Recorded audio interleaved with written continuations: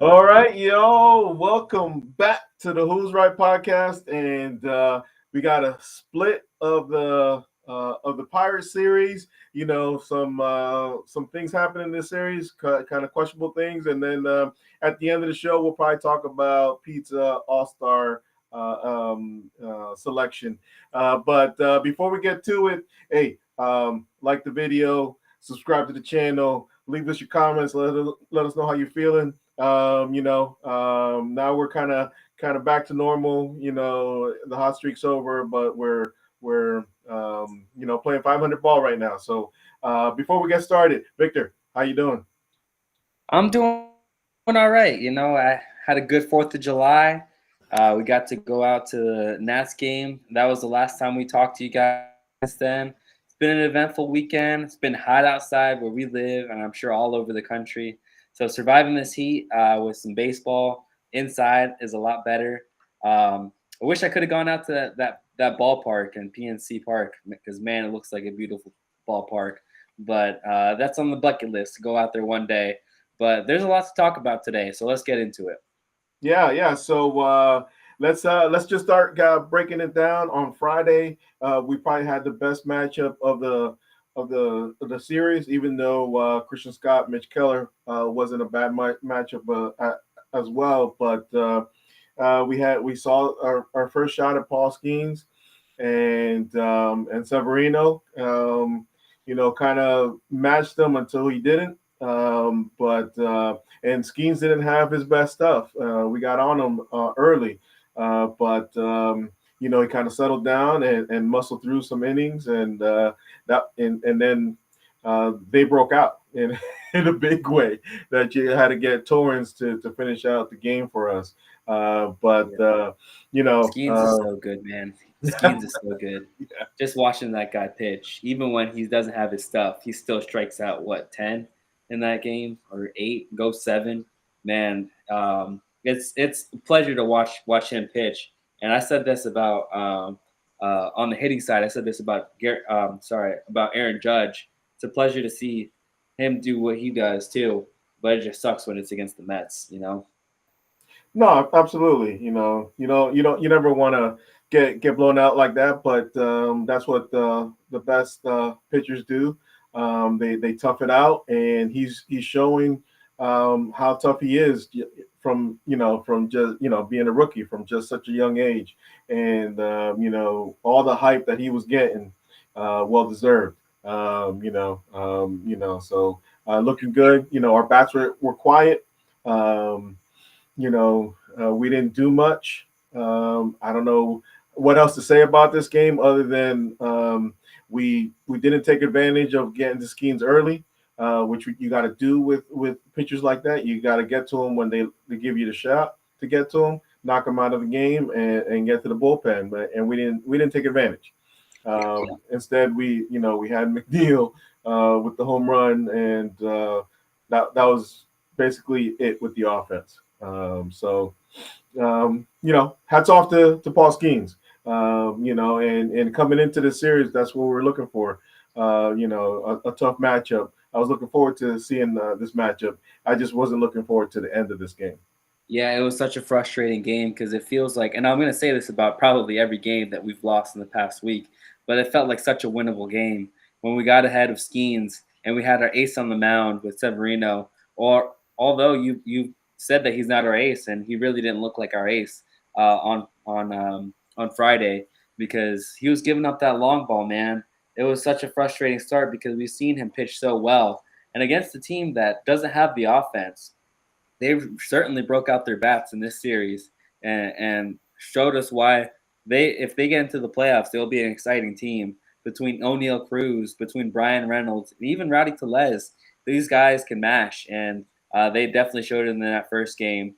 And if you have that three-headed monster, if Jared Jones comes back, Mitch Keller pitched great, and Paul Skeens in this game that we're talking about, man, that's a dangerous playoff team if they can get in. But let's hope that we can create some distance between them because right now they're only a couple games behind us, and everyone else is running away from the Cardinals and the Padres are kind of running away with it right now. But and we'll talk about that more in a little bit. But man. Severino giving up those long balls really hurt us in this game, and he only gave up. I really think he only gave up four runs. The rest, you can blame that all on Beekman because yeah, he got himself into trouble in that sixth or seventh inning, and loaded the bases with nobody out. But he's I feel confident in saying that Severino would not have given up that many. He wouldn't have given up a grand slam to the next hitter. Diekman is just a disaster, man, and our bullpen just continues to show its flaws and why we're not going anywhere if things don't change.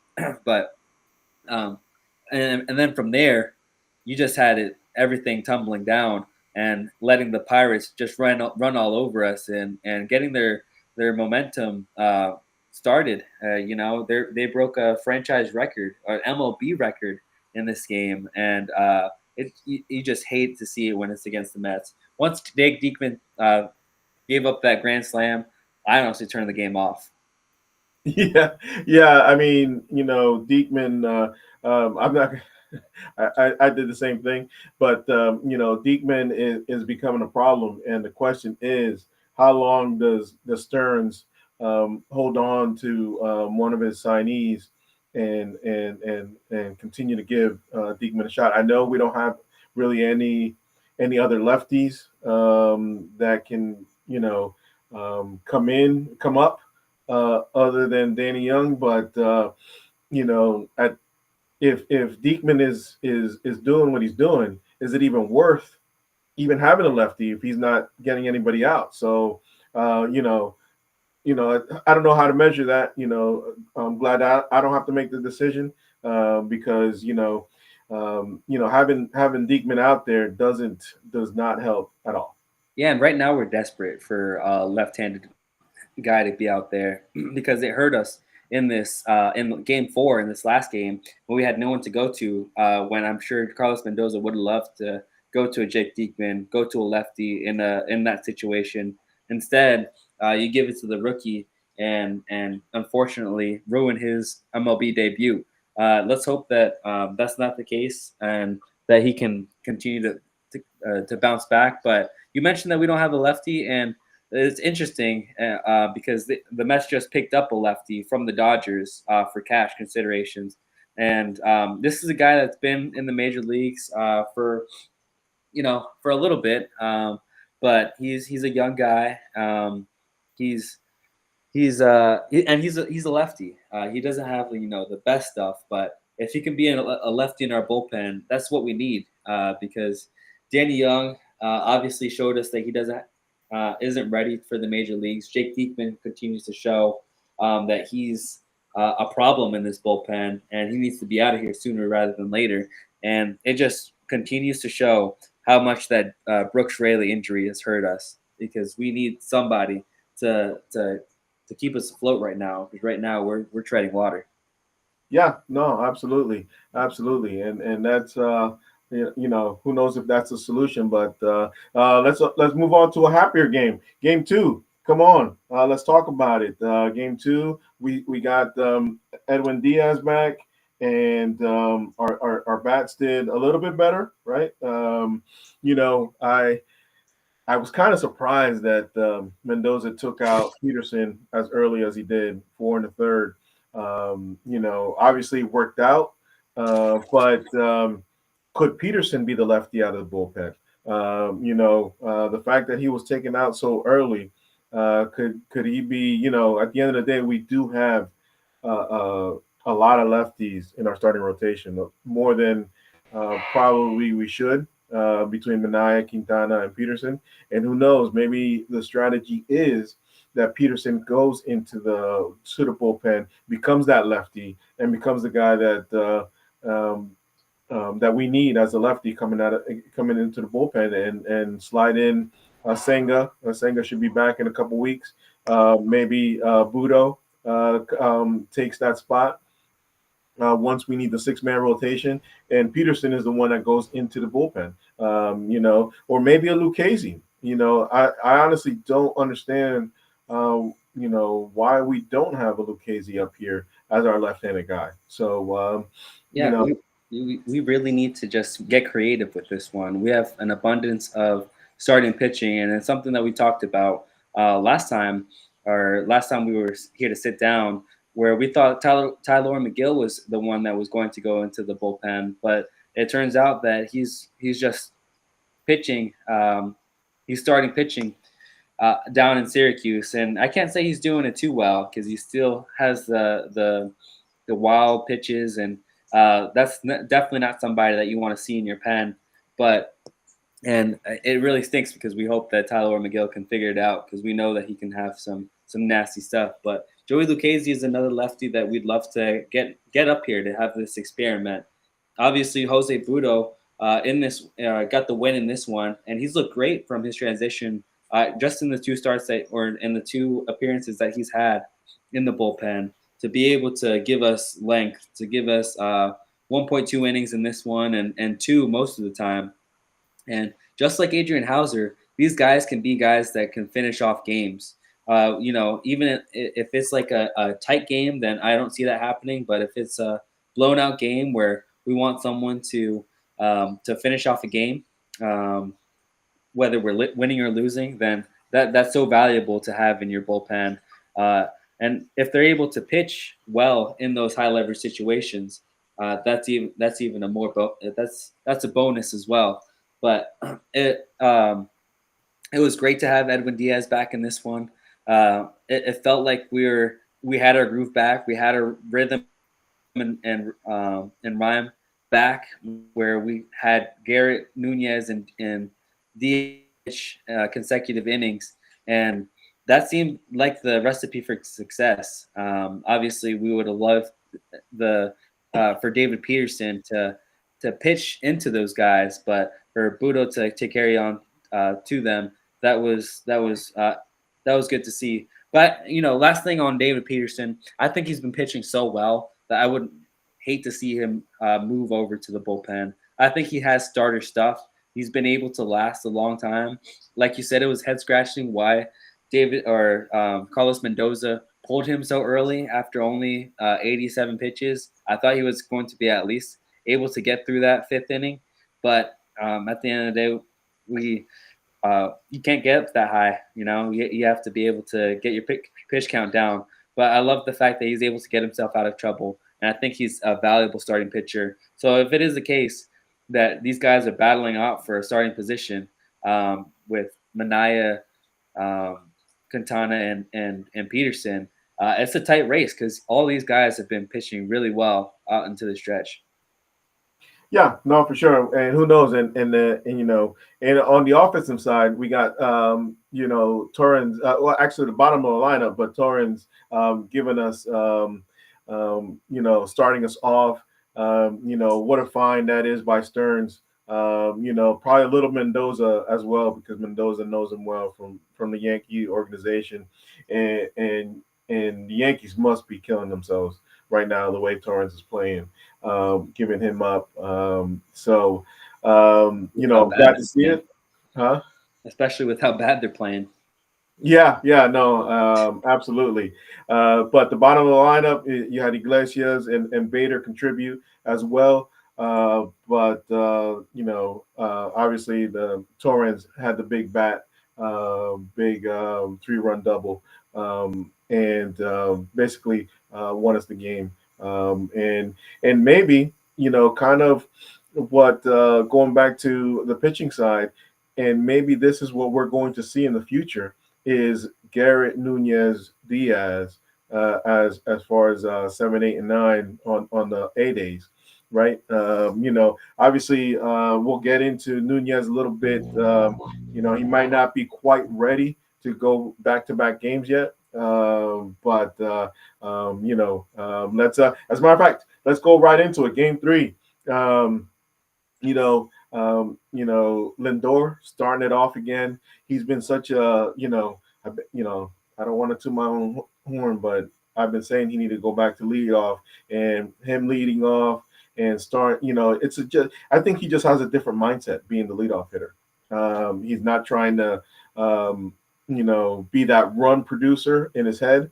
And he's just becoming that table setter and and when that happens, he's also doing Lindor things, hitting home runs and stealing bases and stuff like that. So him being in the leadoff actually, I think, freed him up from the funk that he was in, and he starts us off.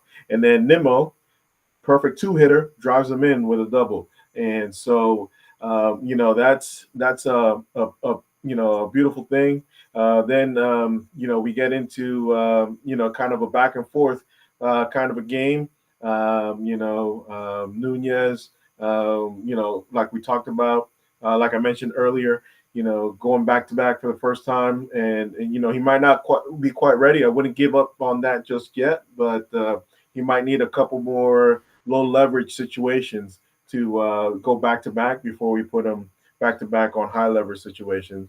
And then, I thought Edwin Diaz was going to close it out, but then he gives it up, you know, and then Lindor comes right back and gives us the lead, and Edwin closes it out. Kind of a roller coaster of a game, but um, I thought I enjoyed the game.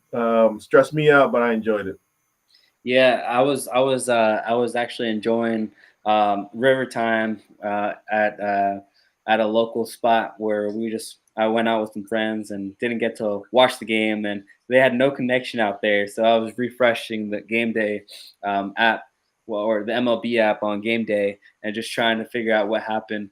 And so I went back and watched the highlights, and I saw that it was a stressful game, and we did the same thing, like you said, Garrett, Nunez, and Diaz, and that was a recipe for success the day before. So you figured it'd be a recipe for success, and I honestly thought it could have been if Nunez would have stayed in the game. And this is, I'll we can all talk about our gripes on how the management has been, and I know I had the comment a couple of episodes ago where I said that I could manage this bullpen a little better than Carlos Mendoza has as of recently. And I'm sure some fans probably feel the same way right now with the way that these past couple of games have gone. But in this one, you had Nunez in that seventh inning, or in that eighth inning. Um, he starts it off well, strike or getting uh, getting a strikeout right, and then he walked someone. He got another strikeout, and then gave up a single. Or I don't know how the sequence went, but you had a situation where he struck out Brian Reynolds, and you had O'Neal Cruz coming up to bat, right? And um, and it seemed like he was in the driver's seat of that inning. To be honest, I thought that he had a couple of mishaps where he got himself into a little bit of trouble, but he seemed to be working himself out, and it felt like Carlos Mendoza didn't trust him and didn't give him the leash that I feel like most fans would have loved to see. I would have loved to see Nunez work himself out of those jams, because at the end of the day, if he's going to be a high leverage reliever, he needs to be able to work out of those jams. And I understand that situation that we're in, trying to hold a lead, but um, when you have Nunez strike out their best hitter, I would have loved to see him stay in that game. And who knows, maybe he does get that out, or maybe at the very worst, the same thing happens that happened to Edwin Diaz. But Edwin Diaz was able to get the win in this one. He got his 4-out save, or it wasn't even a save; it was just the win, and he bounced back in that one. But like you mentioned, breaking down this game to start or hitting back to back, man, that's a recipe that you don't want to mess with, because those guys are dangerous in that 1 and 2 hole. And this will be my only time saying it, maybe, but they were snubbed from that All Star team, man, because they look phenomenal in the 1 and 2 hole for the past 2 months plus. They've been driving in runs. Brandon Nimmo's looking phenomenal. He hit his 15th home run in game 4, but to have that clutch hitting by Francisco Lindor to drive in those 2 runs is just it's a playoff type of at bat, right? And speaking of playoff type of at bat, Jose Iglesias, who had a great at bat where he ended up walking, but fighting off Chapman in that at bat to be able to stay in that at bat and then to draw the walk to set all that up for Francisco Lindor is a thing of beauty. And he got playing time in this one, and I'd love to see him get as much playing time as he can get. Yeah, no, and I think going back to the whole Nunez Diaz thing, I think Diaz was ready. He was warmed up, and at that point, you're just going to go to Diaz. I don't think it was anything against letting Nunez um, um, finish. I think it was because you had to get Diaz ready because of what was going on, and he was ready to go. And so you bring him in, and you're not going to get him. You're not going to let your closer get warmed up like you do another reliever and not bring him in. So I think that's what happened on that one. But the interesting part about the Iglesias thing that you brought up is that he's starting to play against righties, and does that mean that McNeil's days are numbered as our starting second baseman? Because he got a nod against the righty, and obviously he didn't do great, but he got the opportunity to be up against Chapman, because he was in the game, and so I'm starting to think that McNeil's days are numbered as our starting second baseman. And you don't even have to you don't even have to uh, push McNeil out in this scenario because McNeil got playing time even when Iglesias got the starts. He was out in right field playing great defense. He had some defense that wasn't great, but he had a lot of defensive plays that were good, and it makes you think. I don't know if McNeil is going to be the one that gets pushed out, especially because he continues to keep himself in there. He's hanging on by a thread, but he really regrasped that thread to hang on. And like you said, he hit that 2-run homer in the first game, or he hit a home run in the first game against Paul Skeens, and he keeps on hanging on somehow. But and it makes me think: is DJ Stewart are his days numbered? They just released Trace Thompson and up a spot down there in AAA. So it seems like they're trying to free up some room in the outfield for someone to be sent down. And I think DJ Stewart might be that guy that gets sent down. I don't know what Trace Thompson's numbers were. I don't know how bad he was doing. I don't think he was doing horrible, but that was one of those guys that we were talking about could be a great fifth outfielder, fourth outfielder if everyone gets hurt. And I was even pushing for him to make the team because he was that hot. Yeah, But yeah. Let's get it straight. You were pushing for him. I was not. At the end of the day, I never expected Trace Thompson to do anything with the team. He was good depth, but because he is a veteran, he was able to ask for his release, and that's kind of what happened. He asked for his release, so they granted it, and so he's going to end up playing, elsewhere. But he was good depth for me, anyways. And with McNeil, it was never him getting cut, because that contract is not going to allow him to get cut. It's more, yeah, he's not going to be their starting first second baseman. He's going to be, and DJ Stewart is going to be the guy. You're right. That's going to be sent down if that's the case, to make room, because at the end of the day, DJ Stewart is struggling, and he's not providing a lot. DJ Stewart, the reason you have him up here is for his pop, and if he's not hitting home runs, he's not really being effective for us. yeah, I do see that McNeil being that super utility guy. yeah, because at the end of the day, he's more valuable. He's able to provide more than a DJ Stewart type can, and even Tyrone Taylor at times with being able to be a contact hitter at times. That's what he's known as, and I think that the Mets still believe that guy is still in there.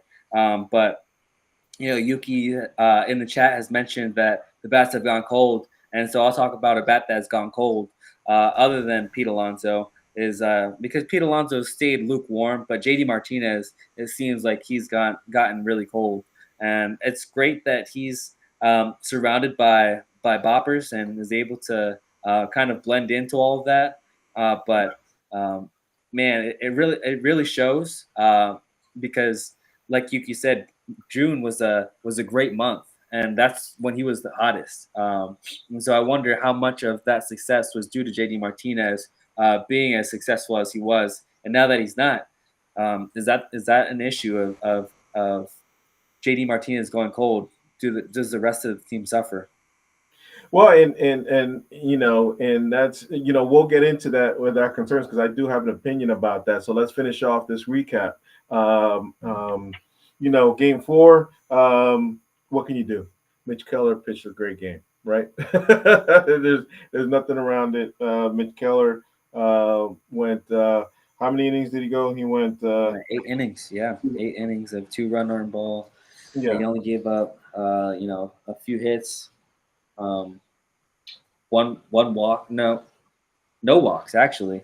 So yeah, he pitched a stellar game. Was able to find himself out of trouble in each and every one of those innings that we felt like we had something going. He found himself pitching into a double play, which I have to give it to not only Mitch Keller but the Pirates defense because they made some great defensive plays in this one. From Rowdy Tellez. Who would have thought that Rowdy Tellez would have made some great plays in this one? But he was getting a lot of action at first base. To Kid Ryan Hayes with his Gold Glove, doing stellar things, and each and every one of the Pirates really contributed to Mitch Keller's gem of pitching performance. yeah, and then you had Christian Scott on the other side. They're trying to be really careful with Christian Scott. Because this is the first time he's going. With regular rest. He's pitching twice this week before the All Star break, and so once he had that battle with McCutcheon, they decided that this was it, and they pulled him. And then the rookie Eric Gorsey came in and first appearance ever, and unfortunately they got to him. Pirates blew us out in 2 games. We pulled out 2 wins in the middle. So we split this one. I'm not even going to go into Hauser giving up runs because that just might have been the momentum of the Pirates in this game. That's the question: is are the Mets? What's the bullpen going to happen with the Mets bullpen? We need some answers because when it's not Garrett.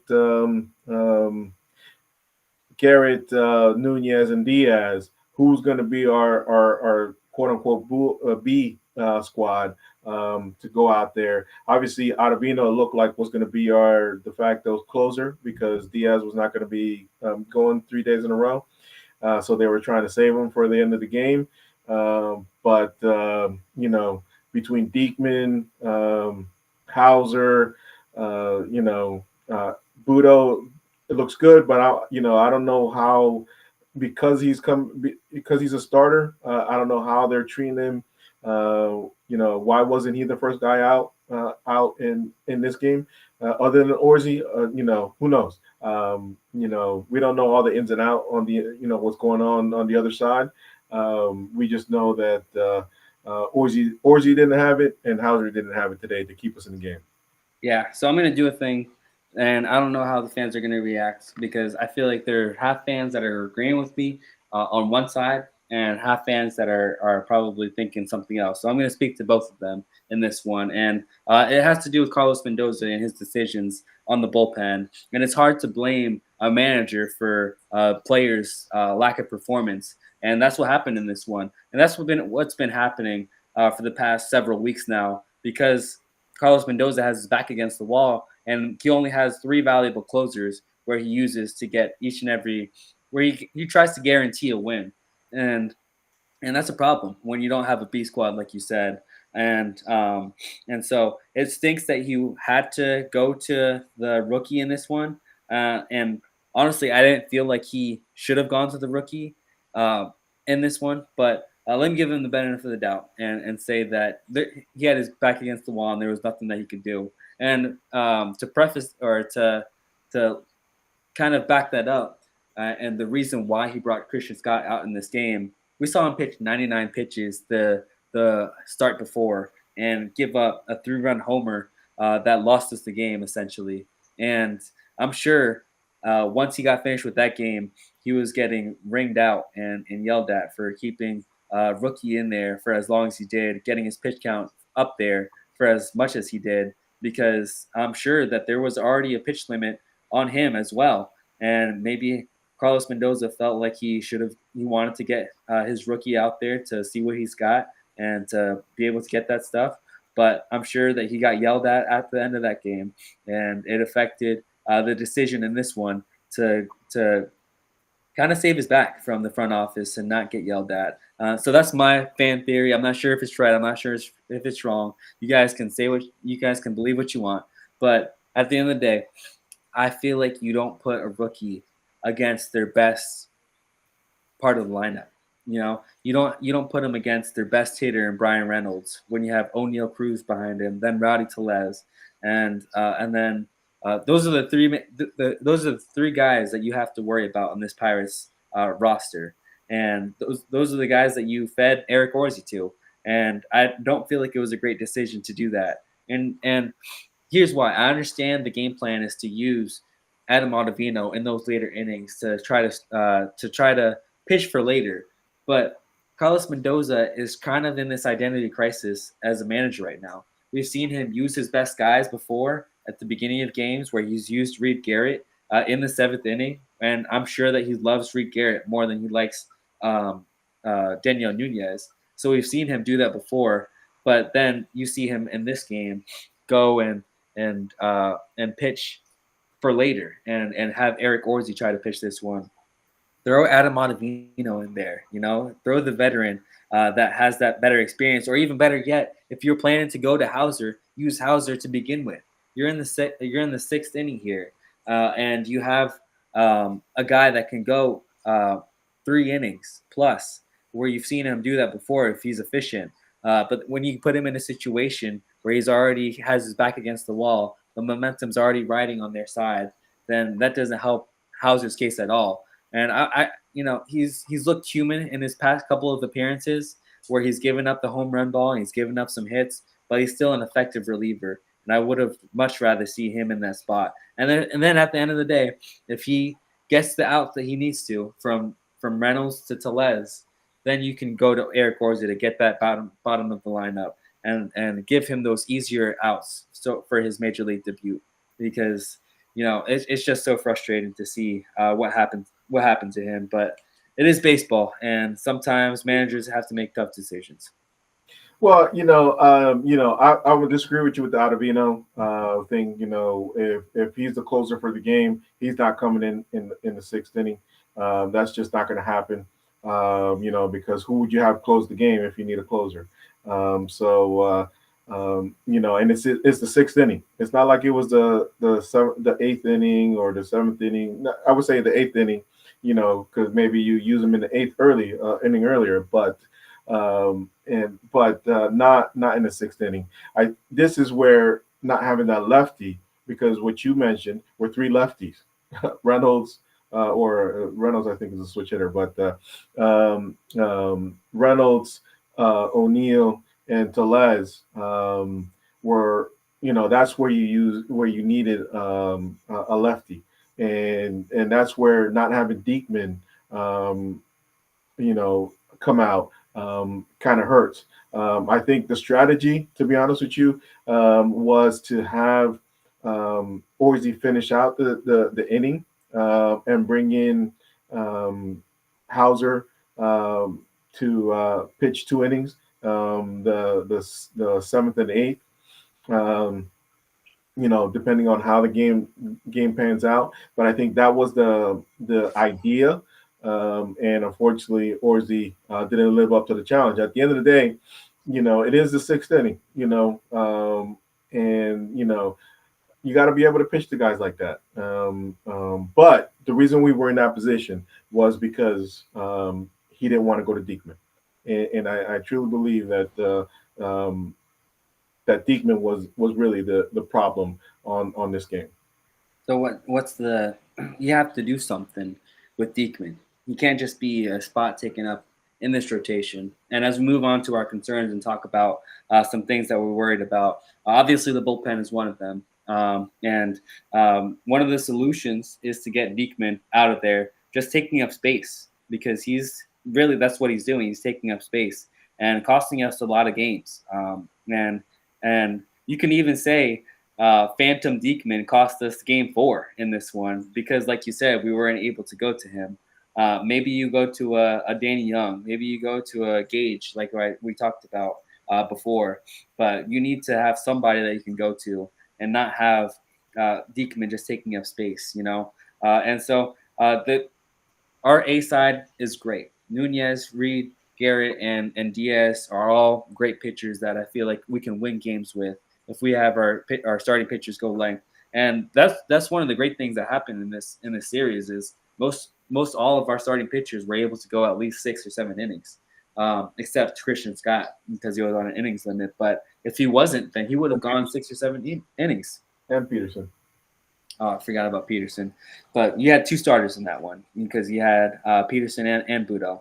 But, it could have been the same situation. I feel like the bullpen needs to have reliable guys. And if Diekman doesn't feel like a reliable guy that Carlos Mendoza can go to, then, what are we waiting for? You got to DFA the guy. No, I agree with you. I agree with you. I don't know what we're waiting for. He might be done at this point, and who knows? But we can't, with a bullpen that's struggling, we can't have a guy just keep holding on to a roster spot. And just like Yuki mentioned, there is a clause in his contract that if he has 52 appearances, it triggers the extension on this contract. So at the end of the day, we need to slow down and you know um, bite the bullet. If he's not going to be a productive part of that bullpen. But going back to JD Martinez, you know, um, Alonso's having an okay year, right? It's not the best year. It's not the worst year that he's had, but it does look like our offense goes as JD goes, right? JD's struggling right now, like you said, he's cold, and our bats.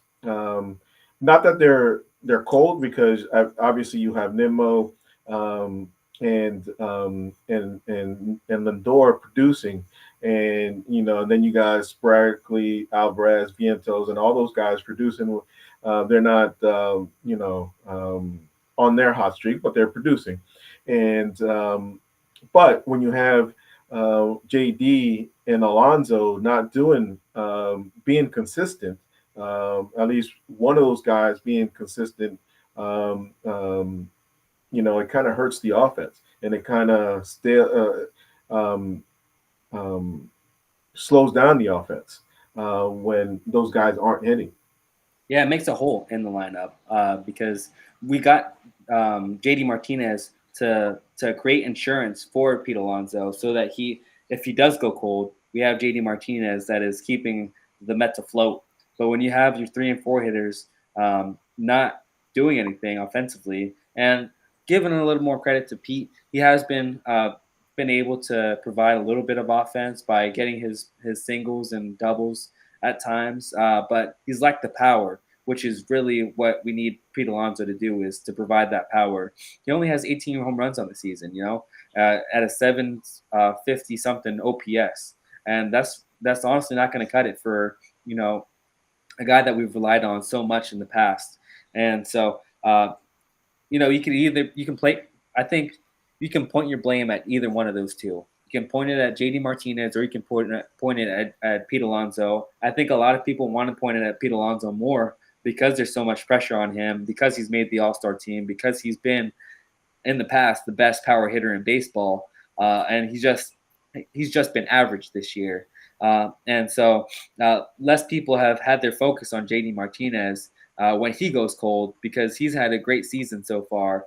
Even when he started late, he still has like an above 800 OPS. He's gotten his batting average down a little bit. It's gotten back down to around the 260 range, right? But at the end of the day, if those two aren't hitting at least one of them at the same time, then it really creates a hole, especially when you have Brendan Nimmo and Francisco Lindor hitting as well as they have. And I like the experiment that the Mets have been doing because Yuki points out the roster that he sees in if we end up trading everybody, and he has Alvarez at 3 and Vientos at 4, and we saw both of those guys get a chance to bat in that 3 hole when JD Martinez has not been in it. And I think that could be a recipe for success if those guys can get hot. But right now, it seems like they can't handle being in that 3 hole. Francisco Alvarez, I think, 100% can be there because he's just, he takes none of it. He absolutely mashes no matter where he is in the lineup and has that confidence no matter where he goes. Vientos has seemed to struggle a little bit, and he's not struggled that much, but as a 3 hitter, I'd much rather see him in that 5 hole where he can provide more length to the lineup. But if that's the case, and we have an Alvarez in that 3 hole or someone else, and move these guys around when JD Martinez or Pete Alonso are not hitting as hot, that might be a solution that we might need to go to keep this offense afloat. I don't know if that's going to work. I like the fact that we have a lengthened lineup when those guys are batting down the line, but we also can't have a hole. So it creates a problem for Carlos Mendoza when he's constructing his lineups when both your power hitters aren't providing enough power. Yeah, and I don't know if there's much to do other than if those guys get traded like you kind of pointed out, but I don't foresee those guys being traded only because I don't see us falling out of this race at this point.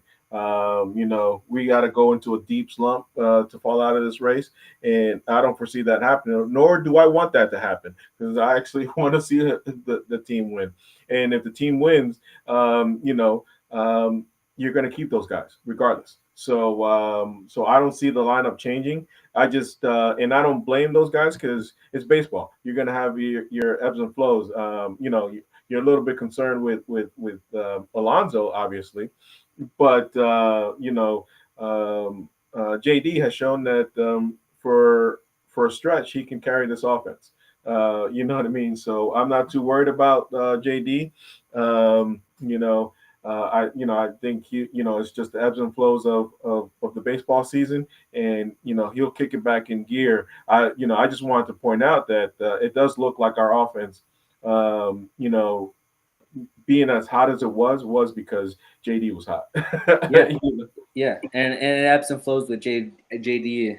Well, so it seems, and that's the same thing that happened with Pete Alonso last year, or in the year before in 2022 when he wasn't hot. The team suffered because of it, and it stinks that you have a guy that you have to rely on. So let's hope that these guys can get back into a groove, especially as we hit a stretch of baseball where we felt like we were supposed to do well, and we're in the middle of it, and it feels like we can continue to win games as we chug along to the All-Star break and even beyond. Because we have the Nationals, the Rockies, the Marlins right after the All-Star break, and then the Yankees, and all those teams are beatable. I think the Mets can beat any team in the MLB when they have their stuff right, but especially those teams that I just mentioned are beatable and are teams that we need to bounce back on. And the Mets have struggled to play or lack thereof to their competition in years past. So let's hope that they're able to just mollywop these guys and get on a groove right before the All-Star break and before the trade deadline. Because if things aren't looking, if things are looking the way they are right, then I feel like we're more in a seller's position than in a buyer's position. Well, and the thing is, we might be both. We might be both buyers and sellers. At the end of the day, that's not too far fetched, right? From what everybody says, we got an abundance of starting pitching, right? And we have a couple guys um, well, at least Quintana's this is, he's up. He's a free agent after this year, and Severino's up, which I don't see Severino going anywhere, just because he has been our best pitcher. So I don't see him going if we're in the race. But I could see Quintana going. I could see Manaya potentially going, and it might be for bullpen help. Who knows? So we could be both a buyer and a seller at the same time. Um, um, the only thing that I don't see going are the bats, right? JD is not going anywhere if we're in the hunt. Alonso's not going anywhere if we're in the hunt. Nobody wants McNeil. So but I do see the potential of us both buying and selling at the same time. Yeah, I don't know. I feel like we can sacrifice the bats a little bit because you have, well, at least a couple of them. Either it can't be both of the guys that you just mentioned, but it could be like JD Martinez or Pete Alonso. We need to keep one of those guys if we're going to try to remain a playoffs team because of what I just talked about. And pick your poison at this point because either of those guys can keep us afloat with their power and where they bat in the lineup. You can do a Harrison Bader or a Starling Marte. You can do and those two guys can fluctuate. You can take your differences how you want, defensive or offensive, because it's a tale of two seasons for those guys where Marte has had the better offensive season, but Bader has had a better defensive season. But Bader might even be more valuable offensively, honestly, than Marte because of how clutch he's been in those runners in scoring position opportunities. And so, but I don't foresee the mess selling everybody, but it'll definitely be an either or kind of situation that I think we get ourselves into. Yeah, I mean it'll be interesting and stuff. I don't see the big bats going regardless. Y'all can comment on this one. You see them if we're in it trading either JD or Alonso. I don't see it. Victor may see it a little bit. The interesting one that for me would be Marte. Marte would be a guy. Would somebody want him? Because a big part of Marte is that contract, right? And Bader, um, as much as he frustrates me as a base runner, like you pointed out, he's clutch. You know what I mean? He's actually done really well at the bottom of the lineup. Good defense in the outfield, and he's not a liability with the bat. He's not outstanding, but he is batting ninth. So for a guy that's batting ninth, he's been a valuable piece. And so I'm gonna eat my words on that one because in the beginning I didn't want to see Bader, but he's been a valuable piece down in the bottom of the lineup in the line hole. Yeah, yeah. So, and I think the great thing about these conversations is we're having them because we have depth in the minor leagues that we can call up. We have the Luis Angels, we have the Drew Gilbert when he's healthy, we have the Brett Beatty's even if those things happen, and it'll be interesting.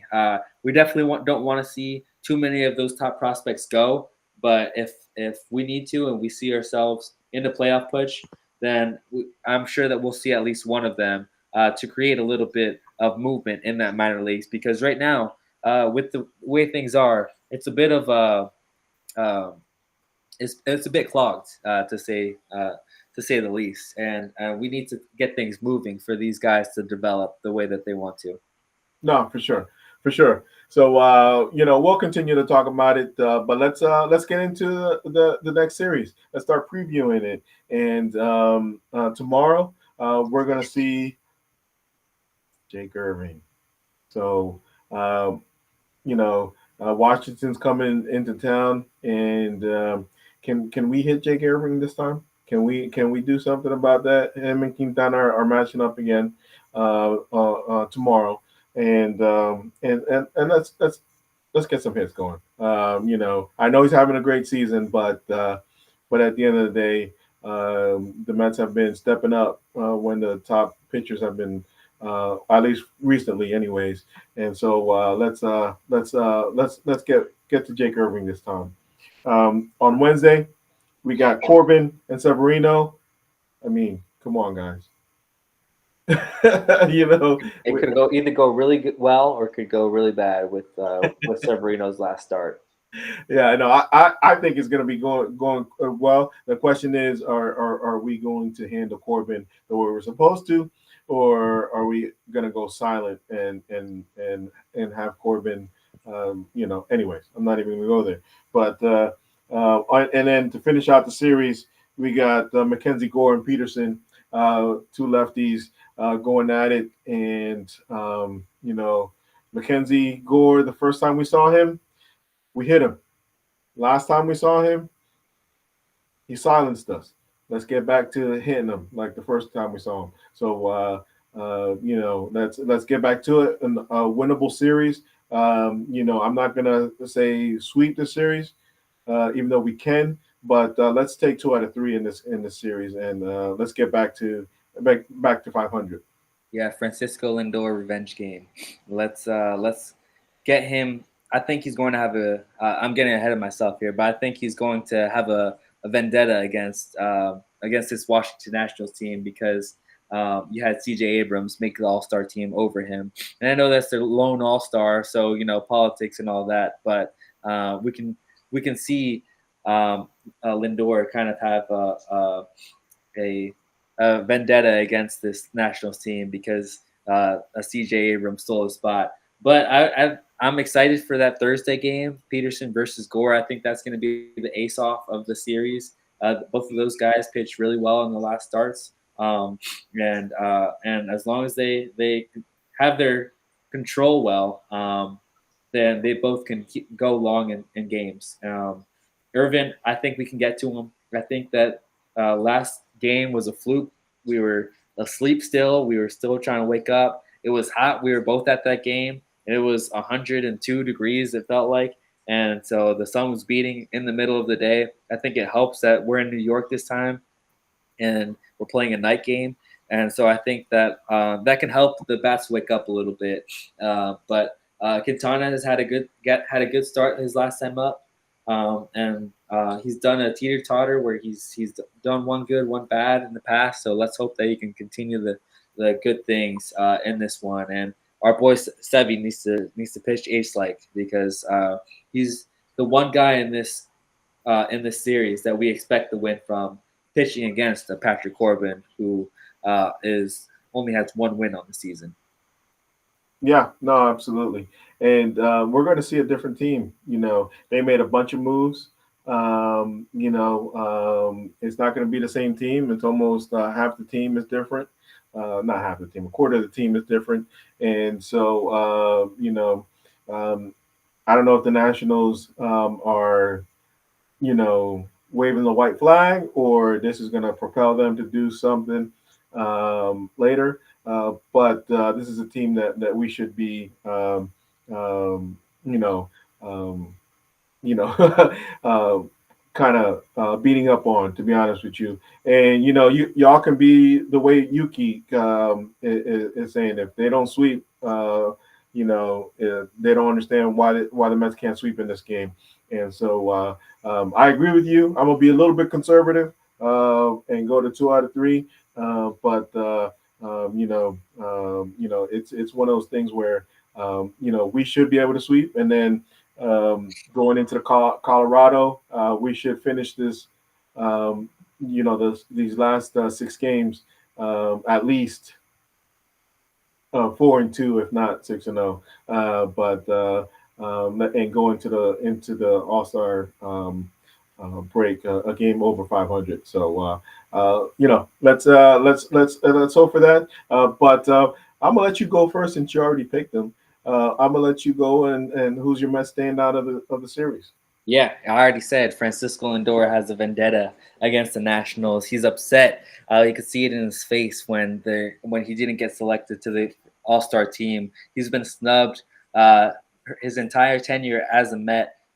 Still has not made an All Star game, and so I think he's going to be playing mad. He's got something to play for now. Let's hope that the MLB rights their wrong and that they're able to get him in that game when Mookie Betts isn't able to play because of injury, and Francisco Lindor is going to have an race, especially, and I think is going to be huge to lead games off.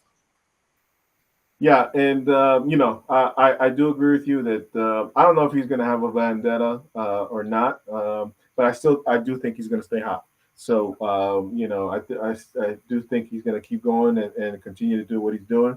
I don't think being snubbed because it's not the first year he's been snubbed, so I don't think that stuff kind of rolls off now with Lindor. It seemed like it hit harder this time around, though. He looked like he was upset, like he was about to cry. Man. No, no, no. We'll talk about the All Star. I got my opinions on it, but my standout, Met standout, is going to be Alvarez. I think he's going to have a good game, and so I'm moving on to the pitcher. Peterson's going to fight for his job, man. He's going to come out and, my guy's going to be Peterson. I think he's going to fight for that job. Yeah, that's a good pick. There's, it seems like, and I'm not going to go with the starting pitcher because it seems like we have a rhythm in our bullpen now when we can have these games won. And so I think, at least in this middle game, we're going to blow this Nationals team out with Patrick Corbin on the mound. That gives us 2 days where there's a save opportunity for Edwin Diaz. And so I think he gets 2 saves in this one, and he looks electric, striking out the side. And I'm going to call it now. He's going to have an immaculate inning in at least one of these starts in one of these games. All right. All right. Love to hear it. I want to see it. Let's hope it happens. So who's your Mets killer? Yeah, I'm actually going to go somewhere that I don't think you were expecting, but I'm gonna go with Luis Garcia because he had a 2 home run game in the last series. He's hit all these pitches well, and he seems like an exciting young player, and so I think that he has a good series of his own. But let's hope that I'm wrong and that that all of that was fool's gold. Yeah. I'm hoping you're wrong too. so, I'm gonna go chalk. I'm gonna go with Abrams. He's their best player, and so I'm gonna go chalk.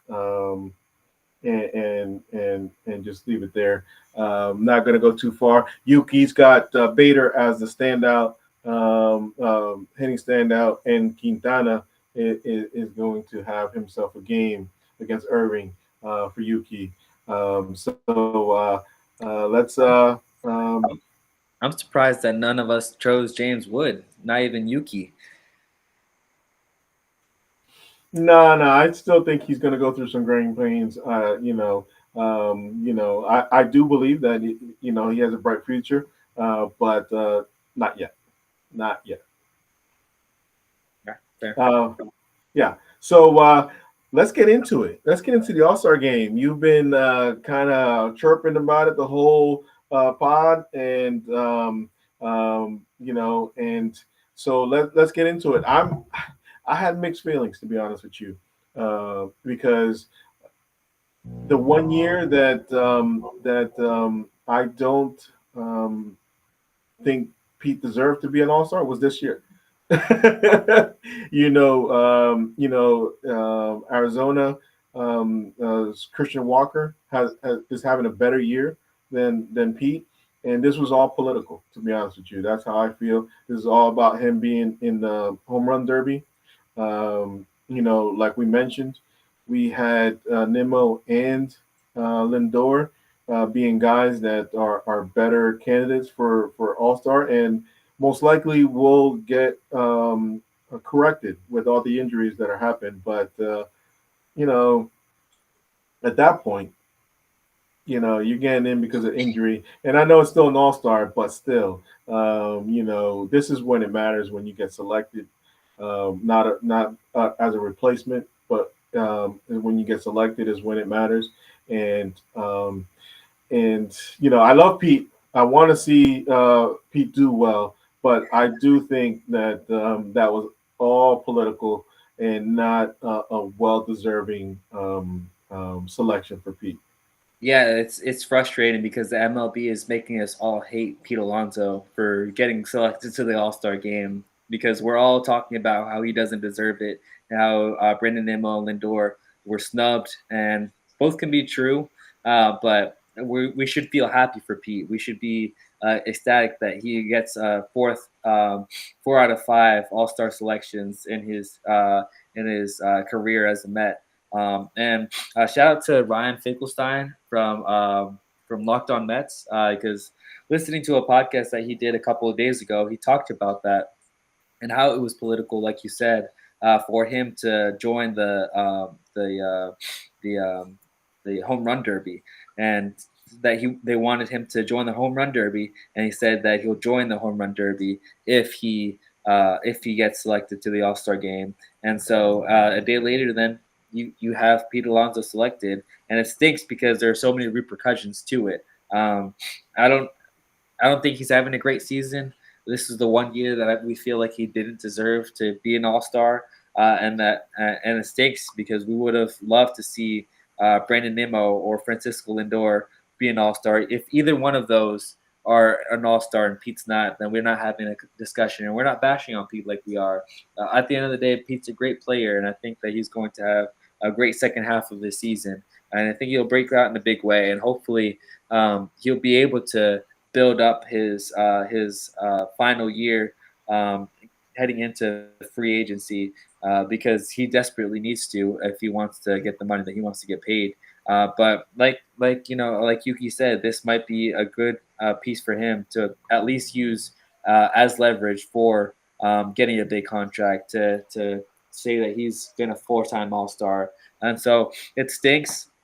Francisco Lindor and Brandon Nimmo are great guys, and they talk about how they're so supportive of it. And I love seeing SNY post as much as they do, as much as they have been in the past couple of days about Brandon Nimmo and Francisco Lindor, about how great they are, about how much of a team captains they are, and about their wins above replacement compared to the whole major leagues. And it's just their subtle way of saying these guys were snubbed, and Yeah, it's not so subtle because yeah, they're just putting it out in our face. yeah. No, and I think you're right. I think the whole thing is if one of those guys and Pete were selected, right? If Lindor and Pete were selected, if Nimmo or Pete was selected, we wouldn't be talking about this. But I think the frustration comes is that those guys got snubbed, right? And then we get the selection that we do get is a political selection, and I think that's what's rubbing us the wrong way. The Mets fans we're a smart fan base, and and we want guys to earn it. You know what I mean? We don't want guys to just get selections and feel good about it. That's not our fan base. We want guys to earn it. We want to earn everything we get, and we want guys to produce at every step of the game. And if you get selected the way you do, if like I said, if somebody else was selected and Pete, we might not even be talking about Pete because we're talking about both of them being selected, right? Yeah. And so I think that's where it lies. It's more about that those guys got snubbed, and the selection that we got representing our team is a political selection. Yeah, I'm gonna name two guys. Brian Reynolds. Why is he on the All Star team? I think Nimmo's had a better year than he has. Fernando Tatis has had an okay year, but and that's fan selection, and that Yeah, just that's the proves selection. more why fan selection is just broken and why we need to get rid of that because there are so many of these starters that have been fan selected that needs to that don't just frankly just don't deserve it, and so that's one guy. But on the national side, because C.J. Abrams got selected over Francisco Lindor, he has some good numbers and he's done well. I don't think he's better than Francisco Lindor, especially not defensively. But if you wanted to choose a national, why not go with Kyle Finnegan? He's had such a good year as a closer in that bullpen, and those are just two guys that I think would have been much better off to do at least a little swap with Francisco Lindor and Brendan Nimmo to get into that All Star game. And so it stinks. Obviously those guys aren't going to complain. Their thoughts are elsewhere. Their thoughts are in World Series and playoffs and winning games. So All Stars are in the back of their mind. But I'm sure it would have been a big um, morale booster, a confidence booster to at least boost their game. Or not, or maybe they can get their rest and come back from this All Star break well rested. Yeah, no, for sure. And I think that might be it. They might, be the replacement and still not go to the All Star game. And so who knows? But we're gonna end it there. I have the feelings are the vibes are high. The vibes are feeling good. The Mets, are got to close to 500, got to 500 and over 500, and we are, a few weeks ago we were talking about, 500 was the mark that I was going to start to believe, and they got me back. They got me back, and I'm ready to go. I'm ready to cheer on this team like ever before, and let's go Mets, guys. But again, before we get out of here, subscribe to the channel, like the video, continue to leave us your comments if you're watching on replay. And Victor, any last words? Yeah, I have a few things to talk about just before we get out of here. First thing, Brandon Amos finally getting frustrated with his bullpen. He had his comments after the game today that we just can't win games when our bullpen is blowing leads like this or giving up so many runs. And he didn't say it like that, but that's basically what he said, is that our bullpen is a problem and it needs to be fixed. But good thing is Shintaro Fujinami is pitching well in the minor leagues. He had a couple of good starts or a couple of good relief appearances in the minor leagues. So that's someone flame throwing righty that we can see sometime soon. His control was a problem before, but hopefully we can get that under control. And Montes de Oca is another guy that we can hopefully see. So bullpen help could be coming, and that could be something that is just this could be just a stretch of baseball where we just didn't have the bullpen help that we needed. But last thing, Koda Senga is making a start in Syracuse on Tuesday. I think Yuki mentioned it earlier in the chat, but that's going to be great. He's pitched so well on his way back up. He's pitched in Binghamton. In his last start was electric. He had some good stuff. Let's hope that he can get to 60, 75 pitches. I think that's where they want him to be. And then all things go well, we'll have him back by the All-Star break. So like you said, we're right back into him. We're right back into it, and I think even brighter days are coming. And so let's keep our heads afloat. Let's keep our heads high, and let's go Mets. Let's go Mets.